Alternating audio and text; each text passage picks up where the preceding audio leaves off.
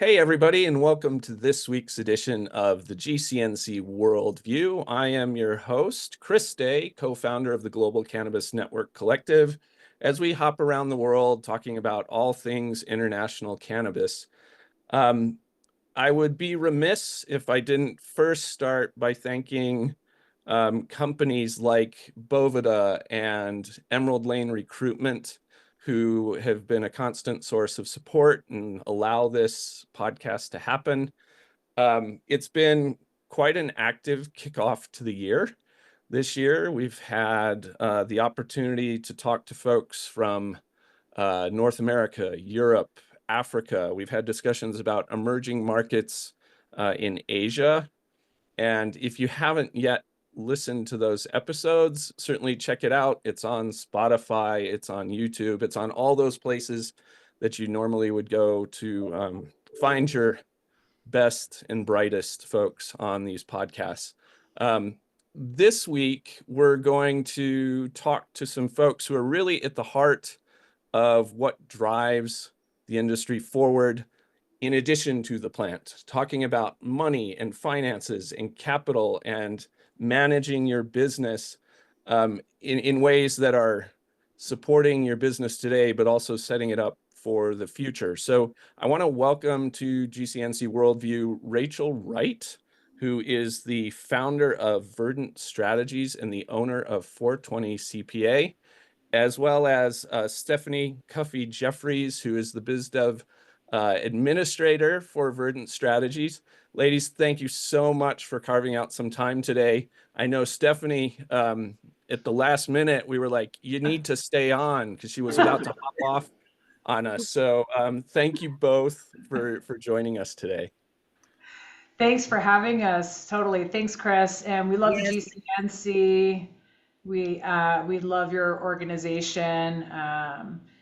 We first met up with you guys at the Cannabis Summit, which was the EU Cannabis Summit in The Hague, and then we found out about your organization from Jill, and that was awesome. And so our brief introduction, I said we've got to get involved because our firm has been kind of going global and trying to take our clients global over the last few years. And so it just seems like a natural, evolutionary step. So. Yeah, before we hopped on, we were talking about our various travel schedules here over the next month or two. And I appreciate the kind words, truly, but what makes it work is finding the common ground with companies that understand the global nature of the cannabis industry and the opportunity for these markets to develop when we all collaborate together. And, Verdant certainly seems to be on that pathway. I know a lot of companies that exist in similar spaces to what you guys do in terms of financial advisement and helping people plan, but not too many have chosen the pathway of really taking that international view. Rachel, when you were trying to lead the company in this direction, what was the trigger point for you all that said, this is actually the pathway we want to go down? Initially, it was actually quite selfish in that I love to travel. And so naturally, I'm a CPA, so I want to make sure that it's deductible, right? I Yep. mean, so when I'm talking to my personal clients who own the companies that I primarily work for, I say, okay, what are your goals? And for me, my goal has always been to be able to travel, to be able to deduct it, and how do these intersect? So I immediately went out and got my master's degree in international tax, and I said, okay, this is what I'm going to do. Initially, I thought, I'm going to help maybe expats who need tax returns out, and they still have U.S. filing tax requirements. So I was initially going to do that, and then I started seeing cannabis, move across and outside of the U.S. boundaries. Obviously, it was in Canada. It's always been in Canada, but starting to see it, especially expand to Europe, Thailand, South America, all over the place. My interest is particularly in Europe. I have family out there, and so selfishly, I just said, "Hey, you know what? This is perfect." Yeah. No, that's great. And I do, I have a personal affinity for business founders who consider both the business realities of the markets they're going into and making sure that there's personal alignment. I think really in a market as complex as the cannabis industry, um, if you don't have a passion for it, both a passion for the plant and how that market works, as well as a passion that keeps you going day to day, um, you're in for a difficult ride. Totally. So it's neat to hear, the origin stories of these companies. And Stephanie, in your role at Verdant, you get a chance to talk to a lot of the companies all over the world. Um, I know I've certainly seen you on a couple of different continents hanging out, and you're working on that. So tell me though, when you're talking to organizations about their business challenges and development, what what are you seeing are those particular challenges or opportunities that are most common throughout all of them as they look at both domestic issues as well as international ones from the Verdant perspective? From our perspective, a worldwide issue is that a lot of people aren't putting their focus into their financials. So things are getting lost and through the cracks, essentially. And so I always ask, like, well, how are you managing all this business? It sounds like it's going great on the business side, but how are you keeping track of your financials? How are you making sure you're compliant? And so those are the questions that I really ask. And then they're like, oh, yeah, my wife is handling it, or my mom, or my business buddy. It's always somebody in-house close to them, which is always great, but it lacks that view of cannabis specific and the years of knowledge that Verdant has. Yeah, I've seen it doesn't matter what size your company is. You can be privately owned and have like $10,000 in annual revenue, or you can be publicly traded and have billions, and somehow the same mistakes keep getting made over and over.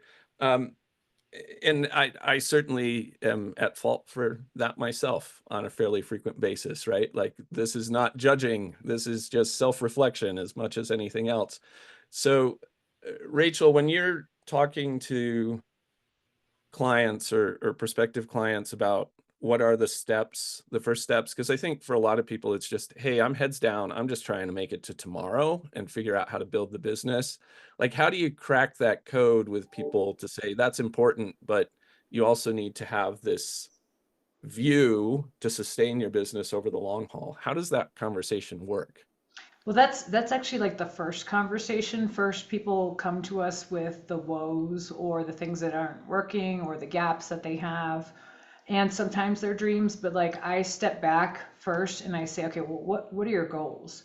And the goals are usually depending on how big the company is and how if there's partners, there's investors or stakeholders. First, you have to actually get the ecosystem of that, so obviously there's various stakeholders, and sometimes it is like Stephanie said, like a husband and wife kind of situation, or family situation. But it can go all the way up to, I've been on a board of a publicly traded Canadian company, to a multinational company that's looking to expand, or so it really depends. It could be a store in Southern California, one store, and they just can't, they don't want to go beyond that. Sometimes I try to get them to think outside the boundaries, but really it's like the initial conversation is like, okay, what's in your ecosystem as far as, stakeholders, owners, what's your goal? Do you have an exit plan? Some people don't want an exit plan. Their exit plan is actually to pass their businesses on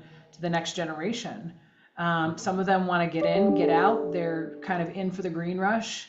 It's really just understanding like what their motivation is. And then we start working through, okay, well, is that realistic? Is there a better way? So for example, I talked to one of my clients who has a store in, SoCal, and frankly, it's struggling. And I said, okay, well, let's start thinking outside the bubble of this particular city. So if I'm talking to a store, that's the kind of conversation I'll have. If I'm talking to a brand, I'm connecting them with, people who can make that brand go throughout the nation. And then sometimes we think beyond the borders if they are bigger thinkers and they're ready for that, or they're, just quite ambitious. So it's really trying to get, like, where do you guys want to go? And then we are surrounding them with the people that can help make that possible. And so that's a very long answer, but No, it's a good one though. And I have to say, I know all of us, well, by the time this airs, this will likely be in the past, but all of us are currently headed to Washington, D.C. for the Women Grow Leadership Summit here in about 10 or 11 days. And I'm supposed to be talking to folks about the strengths, weaknesses, and opportunities and threats that exist within the U.S. domestic market. And it's a great topic, but to your point, one of the things that we're planning on discussing is the fact that one of the biggest threats is focusing only on what is right in front of you and forgetting that sometimes if you want your brand to travel, it may be easier to look at a different country than a different state, just depending on what the targets are, what you're trying to achieve. And that's certainly not always true, but keeping that outside the box mentality, especially in an industry that is as complicated and ever changing as cannabis, there are these opportunities if you can find the right advisors who have been there and know who and how to work within a market. So yeah. I think it's great. I mean, I guess I'd say if you're thinking internationally too, so I have a couple companies that are actually thinking internationally, some that are actually international. There's a right way to do it, and there's not a right way to do it. And I would say if you're a US company, and these are usually who I'm working with, I'm not working with foreign companies unless they're coming inbound to the US. It's usually US companies that I'm encouraging certain key clients of ours to start thinking beyond the boundaries. Like, but some of the considerations are like, one company I'm working with, it's like, okay, let's make sure that now they're already out there in the EU and all over the place. And we're thinking, they brought me into the picture and I said, okay, well, what kind of nexus do you have in the EU? And they're actually exploring this already, and they're already there. And so we need to, I'd say if you're thinking about going overseas or anywhere else, start thinking about these things before you do it, because you might already be in hot water already, right? And there's experts that do this. I have a degree in international tax, but I would rather prefer to work with attorneys that specialize in this, because if you're going to do work internationally, this is what you need to do day in and day out. So I'm kind of the facilitator to listen and make sure it's kind of going in the right direction, right? And I'll connect these companies with the right law firms that actually do this. And I know enough to be dangerous, but don't, I would say don't think about this after you're already there. Think about it before you start going to outside the boundaries, right? Yeah. Oh, for sure. Yeah. Yeah. Otherwise, you get to experience all the mistakes that everybody else has already made, Right. instead Right. of learning from them. Yeah. Hey, Stephanie, as you are sort of working with clients and looking at development as well for these types of discussions, the GCNC is always, and the Worldview podcast is always trying to take that global view. But we also have to remember that sometimes, to Rachel's point, you've got to start local and build up from there. Where are you seeing the most activity right now in North America? Like where you're seeing, hey, there's some future opportunity here. It's not stagnating. There seems to be creativity and innovation in business. Like, you get to talk to a lot of folks. Where are you seeing that energy? That energy is really being focused up in the Northeast currently. They're booming in business. I think last year, if not the year before, New York and New Jersey were handing licenses out like candy. And so people now have the real estate to house their dispensaries, or they have the land to do their cultivations. And so we're now seeing this boom in that tri-state area. On a smaller end, we're seeing some pickup in Maryland and Virginia markets as well. DC's a little complex, but I hear that it's getting there. So yeah, those are the biggest markets that if you were to focus on anything. Yeah, that's interesting. I know before we hopped on, we were talking a little bit about the fact that this June, we're working with the Cannabis Means Business Conference in New York. And that's been an interesting discussion for us because it really has been looking at the Northeast as a hub for commerce domestically, but also a true opportunity or pivot point for the rest of the world, also in some segments and sectors, not all, to get engaged in, the multinational discussion.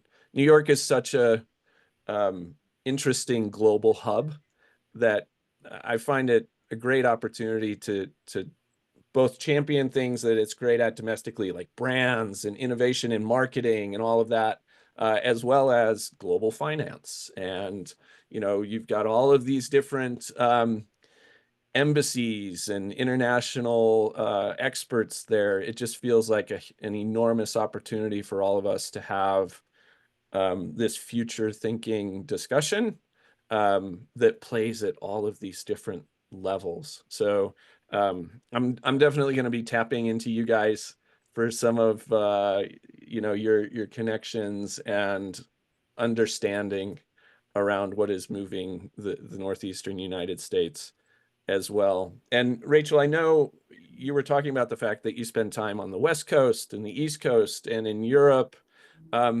What are you in a similar fashion, like where are you seeing that energy above and beyond the tri-state area, but how are you seeing that flow between those markets occur? I mean, us as a firm, we kind of have to pick our markets to really focus on and to really delve into. And so our focus as a firm is really the tri-state area. And again, selfishly, because I'm from the tri-state area, and so we tend to go between coasts. And so that is one of my main focus. Obviously, there's other states like Florida. We have our eye on Florida and what's happening out there. We have some clients in Florida, so just kind of watching that market unfold. I'm not as familiar with that one. My focus is really in New York, New Jersey, Connecticut, not so much, Massachusetts, not so much, just those two states in particular. Yep. And then we have our eye obviously on Germany. We just did a podcast with Falk of CannabisStartups.com, and so we did a podcast on that. We also then collabed on an article on Germany and the opportunities in Germany, and it was published in MJ Biz just recently as well. So we wrote that up because really my focus is partnering with those people who can help my clients as they're looking to expand to Europe, whether by way of a brand, by way of contributing their know-how. I have a lot of legacy and kind of OG California cultivators that really have something to share. And honestly, I think that a lot of folks in Europe look at, California as kind of the forefathers of, cannabis cultivation at least. And so I'd love to be able to think about how, in light of the fact that California is such a tough market, and I say that because there's still opportunities in California, but how can you capitalize on that? I think it's about things in a business-like way. I know the EU is very medicinal, pharmaceutical driven and things like that.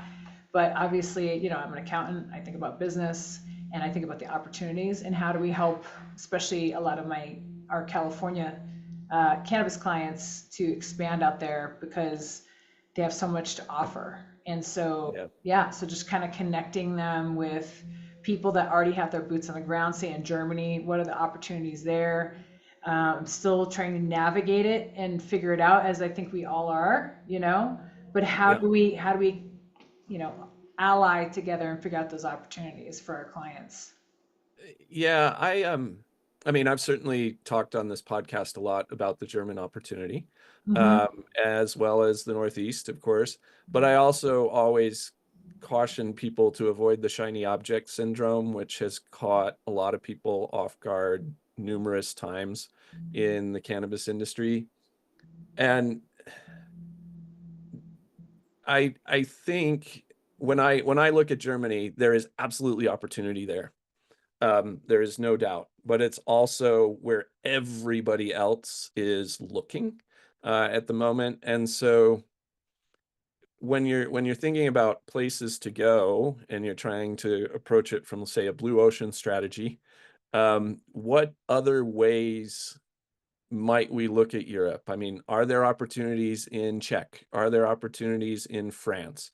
What are we looking at in Poland? Like all of these places that have these smaller shows, for example, that people go and talk to, but um, I I I don't want to overlook them while we're also talking about these other markets, Totally. because there are great strategic ways for people to sort of slide into some of Yeah. these other places, right?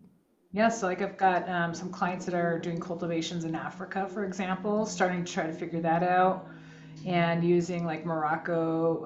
I guess I'm still learning what they're doing, but like Morocco either or Portugal as a distribution hub. Yes. And I know there's challenges in Africa with water, and some of the governments are trying to help them and subsidize this because they realize it's probably going to be good for the local economy, but they still haven't quite figured that out yet. So I know Africa is really trying to figure out how to get product out to the EU that's the quality that it needs to be, and what is the hub for that. And then, the backdrop for all of this is there's still a lot of cartel, I guess, Yeah. that doesn't want that to happen. So it's like, you know, you've got the you've got the black market side of things, which is a little daunting for the US to understand, because you really need to understand what's going on out there and who the players are and what the dangers are. Because there's some Yeah. true dangers in this, right? Oh yeah. Yeah. So you can't go into this blind. No, not at all. Right. We have friends at Chiba, Africa, out of South Africa, and if you haven't checked it out yet, they just earlier this week hosted a great webinar Mhm. with people in, I think it was 9 different countries throughout Africa, talking about the different frameworks and opportunities and visions for each of those markets. Interestingly, Morocco was not on that list. And of course, there is, as you mentioned, a lot of conversation going on around Morocco, but it is certainly challenging to navigate. But check that out. We shared it out via the GCNC LinkedIn. It was not one that we put together, full disclosure. That was all Chiba, and they're a great group down there, really focused on education around the African market. So I found it enlightening because I really hadn't found a good overview of what was going on on the African continent in quite a while, and it's certainly under recognized, I think. And there's tons of opportunity, certainly in the mid to long term. Short term is still a little bit dicey, but as we were discussing earlier, if you don't plan now and pay attention now, when it all of a sudden becomes a short-term opportunity, you'll miss it. So But uh, I was just gonna say, yeah, this kind of reminds me of like California many, many, many years ago. We've already been through this in a smaller capacity, in a smaller way. It's like, I'm not gonna say exactly the stories, some of the stories that we encountered, 10 years ago or more in California. But it very much the Wild West. Nobody knows what's going on. Even the regulating agencies, taxing agencies didn't know what's going on. Their auditors didn't know what was happening, and people were making mistakes all over the place. And how do you advise people? It's just like the international landscape, how do you advise people when the rule makers don't even know what's going on? And the law doesn't match what they're saying, and then they come out and try to enforce, so speaking of France, I was talking to a dispensary owner out there. This is CBD shop. And he said, look, we have our store here. We're legally able to sell these CBD products, but as soon as a customer walks out the door, like the cops are right there. And this is just CBD. Right. So it's like things need to take some time to get aligned.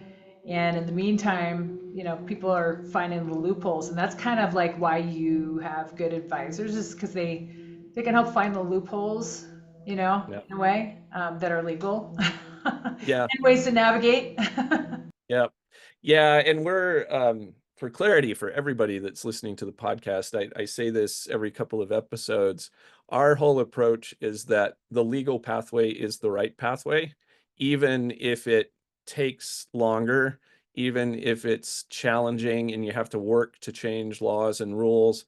In the long run, the only way the industry is truly successful is if we all work together to make sure that there are legal and sustainable pathways to conduct commerce. So I certainly know how tempting it is to try to play those gray markets and cut that. And a lot of people over the years have really been forced into those pathways.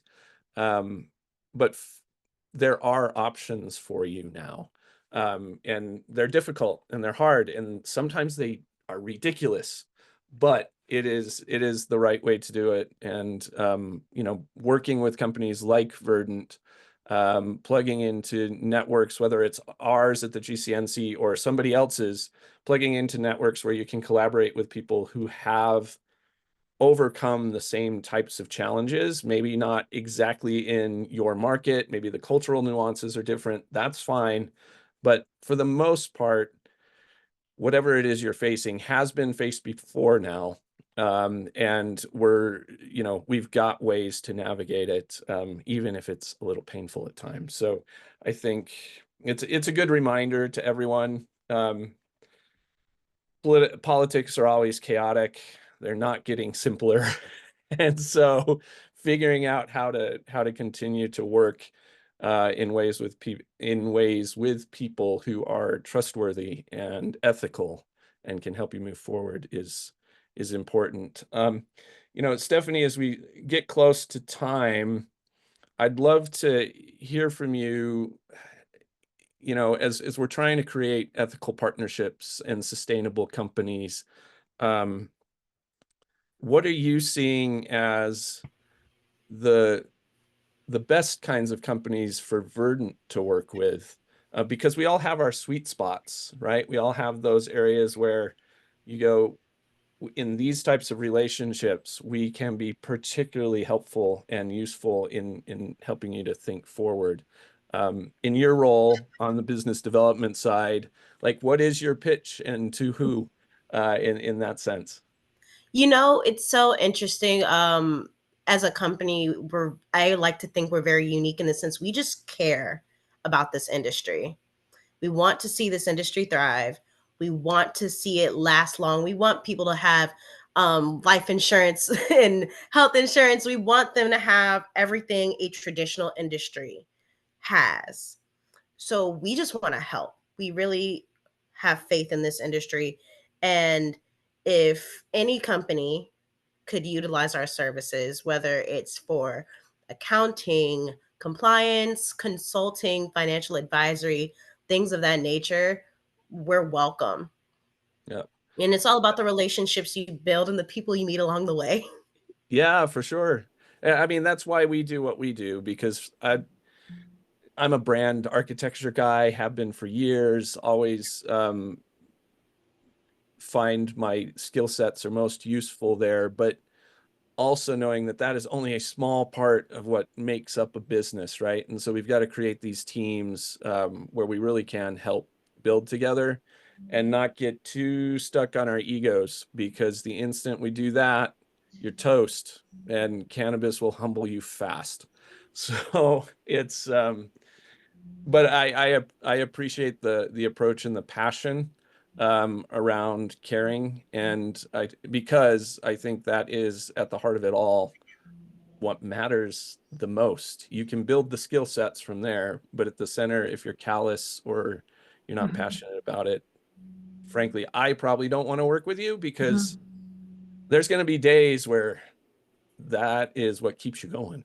Oh So, yeah, I mean, yeah. we've got our histories. We have, clients up in Humboldt, small farmers up in Humboldt, and they essentially get the same. They get the same services as some of our, multinational clients or multi-state clients. Um, they don't ask for the same things, but like if, a Humboldt client needs help amending a tax return that's going to help them with $13,000, and then we've got, clients that we saved. One client we saved 15 million last year, and but everybody gets treated the same, and so it doesn't really. To be honest, there is no sweet spot other than I think people coming in with an open mind and respectful towards us and our staff is personality is a big, huge thing, and respect also means, hey, we have a lot of history, and, it's not going to be, we're not H&R Block, we're not your neighbor, we're not your corner CPA firm, we're not charging a green tax. We're going to be very fair, in what we charge, but also, we have 40 plus staff behind us to help you, and they're there to respond to you like within 24 hours. Even if I can't respond to you, our staff is trained to be there and be responsive. And so it costs money to support that. So as long as you understand, that, if you're here to price shop, probably go somewhere else. That's fine. It just means you don't respect our time. So, if you respect what we can bring to the table and the results are immediate, then come on in, and I'll put my whole heart into it, and so will our team, Yep. But if those conditions don't exist, that's it, So we do have strong boundaries as a firm, but we don't discriminate, and we will help small, medium, probably like the very, very large companies are not in our wheelhouse, because, they have their own finance teams, they have their own, they're working with the larger firms. So probably up to 150 million in revenue is our sweet spot. Anything beyond that is probably beyond us. You need to go to a national firm or international firm. But yeah, that's, yeah. Well, within the cannabis industry, having an upper limit of 150 million a year in revenue covers most people. So I think, Just not the big ones like that. yeah. Yeah. And I appreciate it, because it's also our sweet spot, right? Like, we want to be working with those companies that are helping to innovate and drive things forward, and really building not only their local markets, but their domestic markets and the international markets. So I think it's why we find ourselves so aligned so often. And it's really good to be able to have you guys on the podcast today, talking about all of these different topics and issues. And I know Rachel and Stephanie, both you guys are going to be hopping all over the world. So And we'll you're see not you there, terribly, Chris. yeah, we're not terribly difficult to find. You just gotta do the quick Google searches and all that, and you can talk to everybody. So Totally. as we close out, any final comments? I mean, we're still early in the year, so if people are trying to plan, it's not too late. You haven't lost it yet. Any steps that you would recommend people take kicking into the rest of the year? Well, I'll just recommend the same thing that we do as a firm.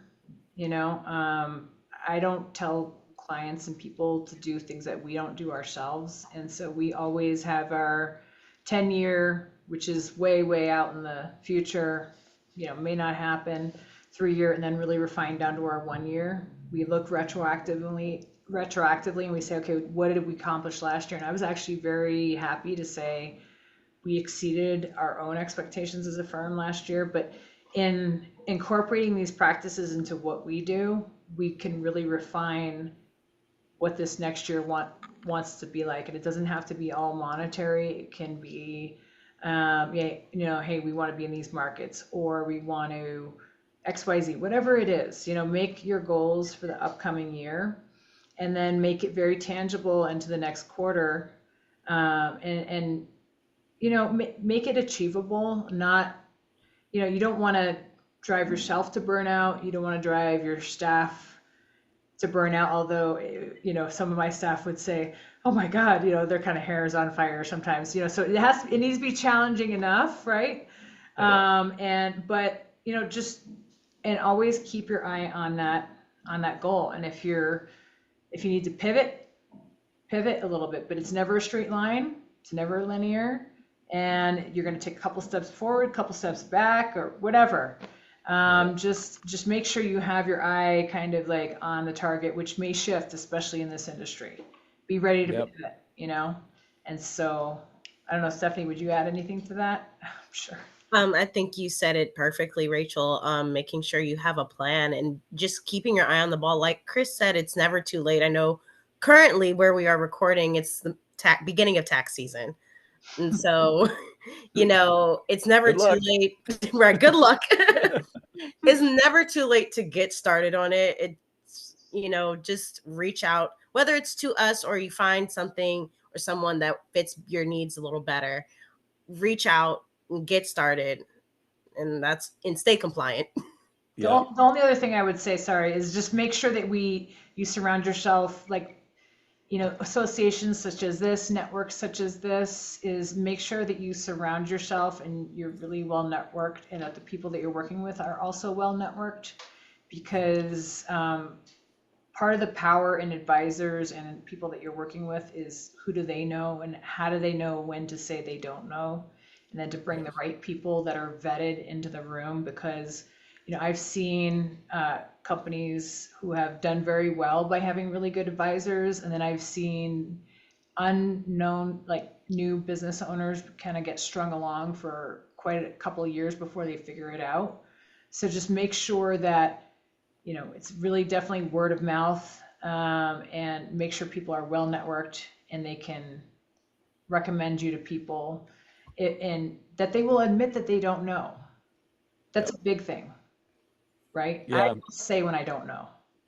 I couldn't agree more. And this is great advice for all businesses, all sizes in cannabis. But frankly, that's good advice for any entrepreneur, business owner in any industry, is making sure that you're planning, that you're surrounding yourself with good people.